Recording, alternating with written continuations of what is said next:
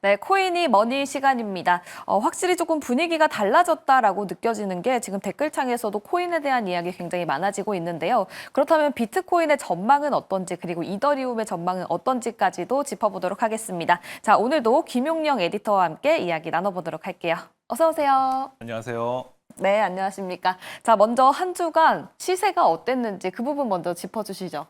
네, 주간 비트코인 가격 동향을 살펴보도록 하겠습니다. 11만 달러를 넘겼던 비트코인이 이번 주에 소폭 조정을 받고 있는데요. 지금 여기 차트에서 볼 수 있는 것처럼 일주일 동안에 약 지금 2.9%, 3% 가까이 하락을 했습니다. 원화 기준으로는 1억 5천만 달러에서 지금 살짝 내려앉은 1억 4,800만 원, 이 800만 원 근방에 머물러 있는데요. 이처럼 비트코인의 상승세가 주춤한 이유는 아무래도 역시 고점 부담이 큰 것으로 관측이 됩니다. 11만 달러를 넘기면서 신고가를 경신하면서 역시 이제 약간의 시세 차익을 확보하고자 하는 매물들이 쏟아지면서 상승세의 조정이 약간 가해진 것으로 보이는데요. 하지만 현재 비트코인을 둘러싼 시장 분위기는 결코 나쁘지 않습니다. 미국에서는 현재 비트코인 업계의 가장 큰 축제로 꼽히는 비트코인 컨퍼런스 2025가 지금 열리고 있고요. 이 자리에서는 이제 블랙록이 참석을 해서 투자 포트폴리오에 비트코인을 포함하는 것을 이제 권유하기도 했습니다. 최근 가상자산 시장의 수급을 책임지고 있는 것이 이제 기관 투자자라는 것을 감안했었을 때 이 같은 발언은 꽤 큰 호재라고 할 수가 있습니다. 그리고 이를 포함해서 여러 호재들이 호재성으로 이제 인식할 수 있는 발언들이 컨퍼런스에서 나오기도 했는데요. 따라서 최근의 조정을 이제 하락 전환으로 이렇게 해석하는 것보다는 이제 최고점 경신에 따른 조정 장세로 보는 것이 보다 합리적이라고 할 수가 있겠습니다.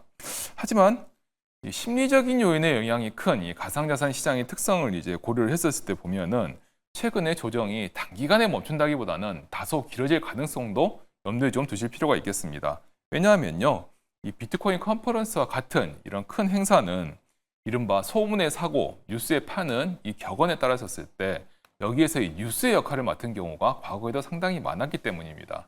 이 비트코인 컨퍼런스에서 여러 호재가 나왔기 때문에 이처럼 많은 호재가 뉴스화 됐다라고 하면 지금이 매도 타이밍이다 라고 생각하는 투자자들이 생각보다 꽤 많을 수가 있습니다. 따라서 행사가 끝나는 이번 주말까지는 관망세를 좀 유지를 하면서 시장을 지켜보기를 권해드립니다.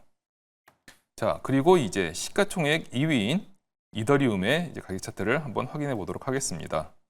약간 지금 이제 가격이 바로 떴는데요. 이 이더리움의 가격 차트를 지금 보시면은 아까 보셨던 비트코인과는 약간 다름을 이제 확인할 수가 있습니다. 지금 지난주에 비해서 지금 현재 이번 주 오늘이죠. 이때 보면은 7일간에도 1.92%가 올랐다는 걸 볼 수가 있죠. 비트코인이 약 3% 가까이 조정을 받은 것과는 상당히 대조적인 가격 흐름을 볼 수가 있는데요. 이에 대해서는 비트코인이 많이 올랐었을 때 그보다 오르지 못한 이 기저 효과로도 볼 수가 있는데요. 그럼에도 불구하고 이렇게 비트코인과 차별화를 꾀해서 이더리움만의 상승을 지금 진행하고 있다는 것은 상당히 긍정적으로 볼 수가 있습니다. 이더리움의 가격 동향이 이렇게 중요한 이유는 비트코인을 제외한 다른 알트코인들의 추세를 이 이더리움의 가격 동향을 지표로 해서 가늠할 수 있기 때문입니다. 몇 차례 말씀드렸던 것처럼 최근 가상자산 시장은 비트코인과 다른 알트코인들과의 가격 차별화가 급격히 진행되고 있고요. 그 결과로 비트코인의 상승을 다른 알트코인들이 따라가지 못하고 있는 현상이 계속 빈번하게 발생하고 있기 때문입니다. 이는 사실 블록체인 산업 내에서 새로운 성장 동력을 아직 발견하지 못했다는 이유도 큰 몫을 하고 있는데요. 하지만 이더리움이 이렇게 비트코인과는 다른 자기만의 이제 차별화된 상승세를 보여준다라고 하면 이 같은 상승세가 다른 알트코인으로도 확산될 수가 있습니다. 이런 경우는 과거에서도 많이 발견된 바 있고요.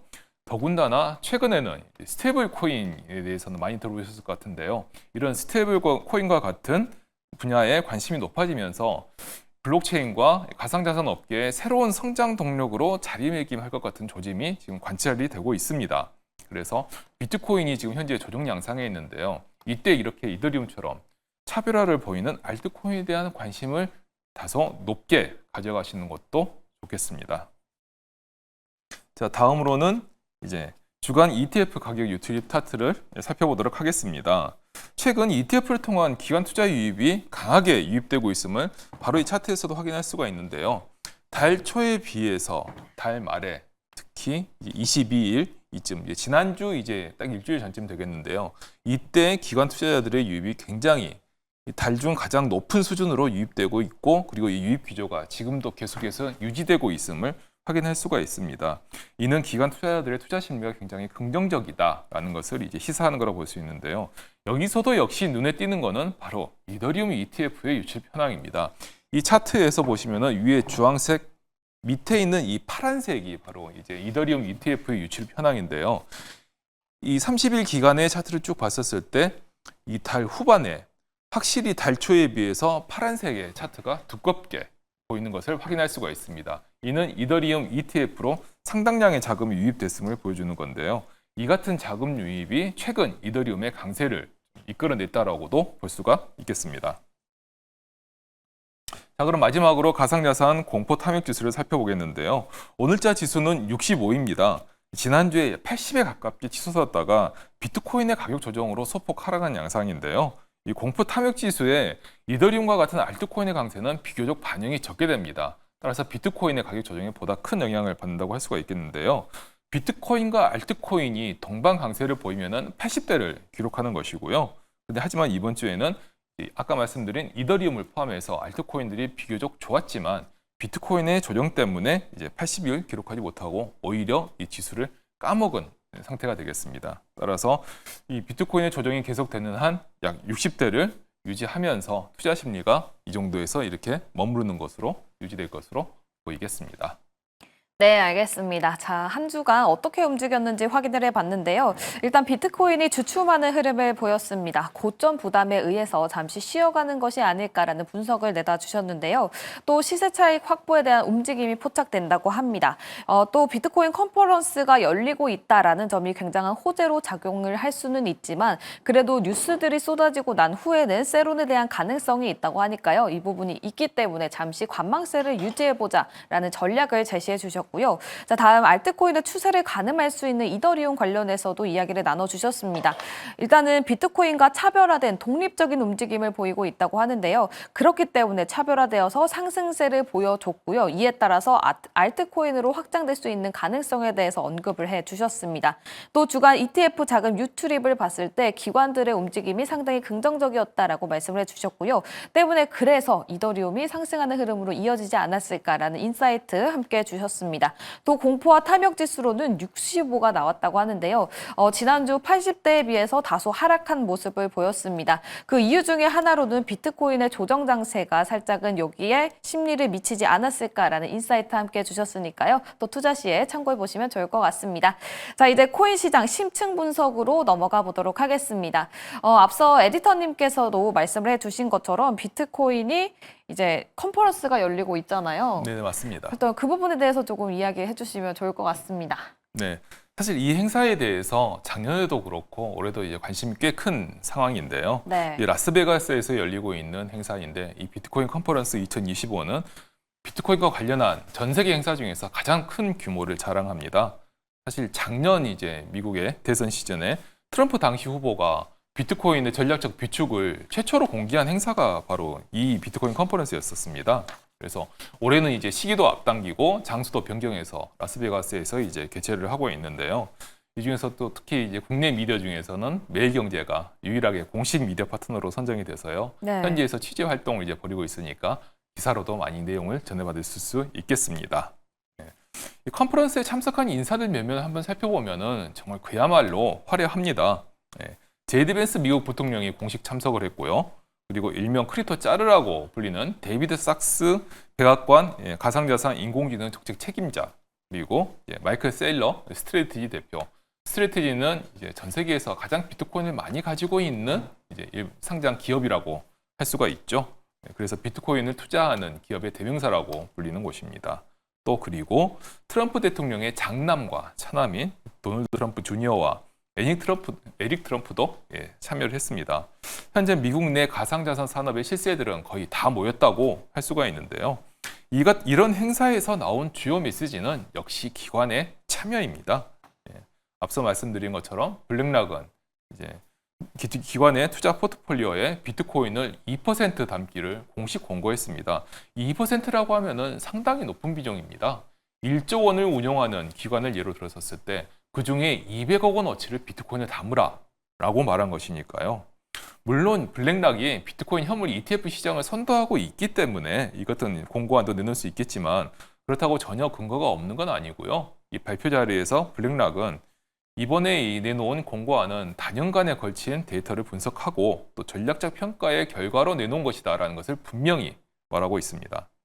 하지만 주의하셔야 할 거는 아까 시황을 전할 때도 잠깐 말씀드렸습니다만 이 비트코인 특유의 시장 심리에 따른 등락입니다.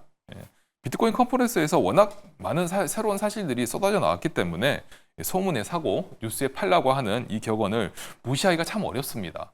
작년에도 도널드 트럼프 당시 후보였죠. 후보가 비트코인의 전략적 비축이라고 하는 굉장히 큰 소재를 빵 하고 터뜨렸음에도 불구하고 행사가 끝나고 나서 비트코인 가격이 소폭 조정을 받았어요.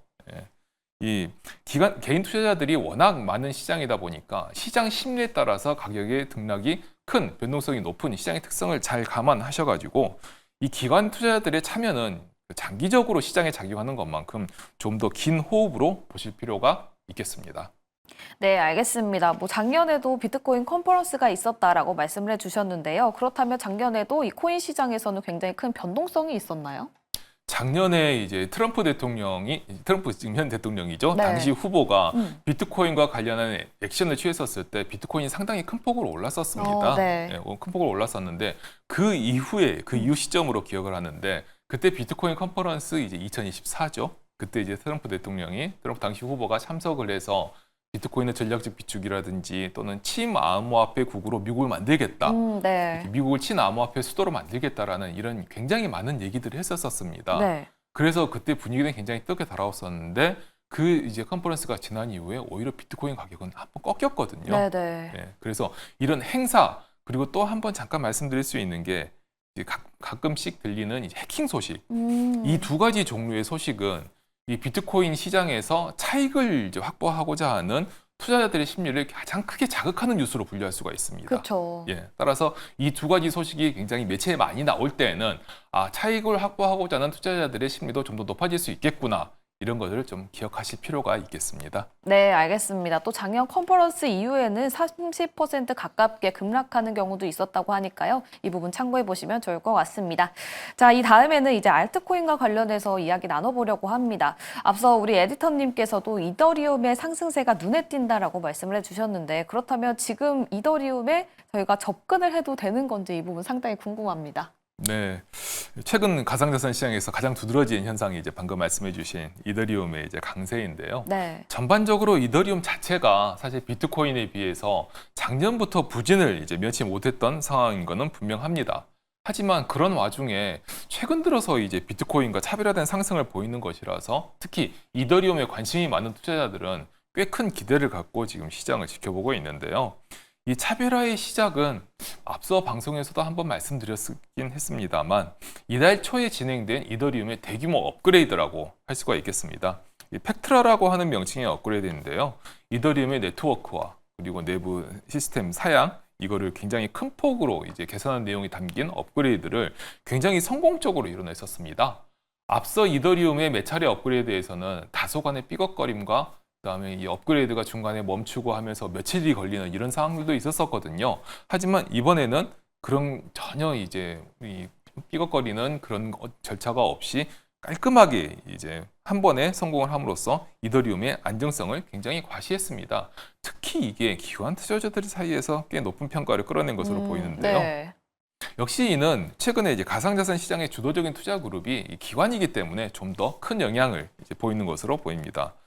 현재 가상자산 시장에서는 어떤 종류의 호재라 하더라도 기관 투자자들에게 긍정적으로 평가받아야 이 시장에 반영된다고 할 수 있는 분위기거든요. 그래서 잠깐 이제 과거에 얼마 전까지만 해도 이제 한 시대를 호령했던 밈코인이 최근에는 주춤한 이유도 사실 기관 투자자들에게 외면받고 있어서입니다.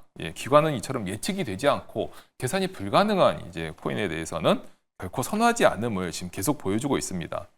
이런 측면에서 볼 때 이제 과거에 잠시 이제 이더리움과 그리고 가상자산의 업계의 트렌드를 이끌었던 탈중앙화 금융이라고 하는 트렌드가 다시 한번 이제 주목을 받을 가능성이 지금 있다고 볼 수 있겠는데요.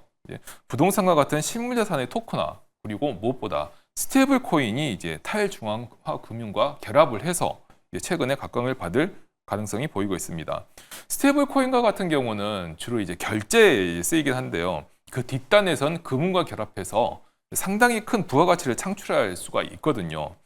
지난해 무려 130억 달러라고 하는 막대한 수익을 거둔 것이 바로 이제 전 세계 1위 스테이블 코인 업체인 테더인데요.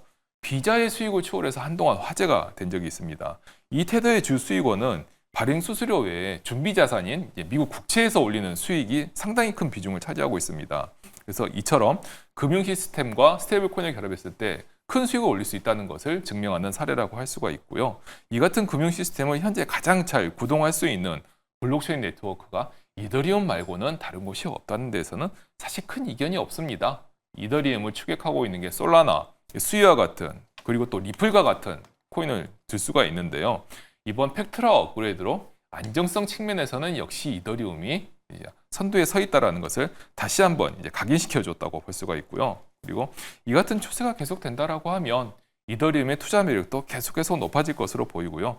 이더리움의 투자 매력이 높아진다라고 하면 앞서 잠깐 언급드린 솔라나, 수이, 그리고 리플 또는 뭐 카르다노와 같은 이런 다른 플랫폼 코인들의 투자 매력도 반사 이익을 봐서 같이 높아질 수 있다고 할 수가 있겠습니다. 따라서 현재 조정 장세에는 이더리움을 필두로 한 플랫폼 코인들의 가격 동향을 다시 한번 살펴보시고 이들의 추세를 지켜보시는 것도 투자에 도움이 될 것으로 생각이 됩니다.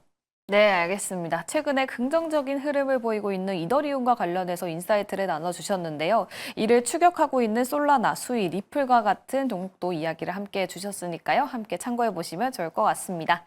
자, 이렇게 내일장 단서도 찾아보고 그리고 이슈도 이야기를 해봤고요. 마지막으로 코인 시장 이야기까지 해봤습니다. 비트코인 잠시 주춤하고 있는데 앞서 호재가 있지만 그래도 세론에 대한 가능성이 있다라고 말씀을 해주신 만큼 이 부분 투자 시에 꼭 참고를 해보시면 좋을 것 같습니다. 자, 오늘 코인과 관련해서는 김용영 에디터와 이야기를 나눠봤고요. 야간투자본부 2부는 다음 주에 다시 또 찾아뵙도록 하겠습니다. 늦은 시간까지 시청해주신 여러분 고맙습니다.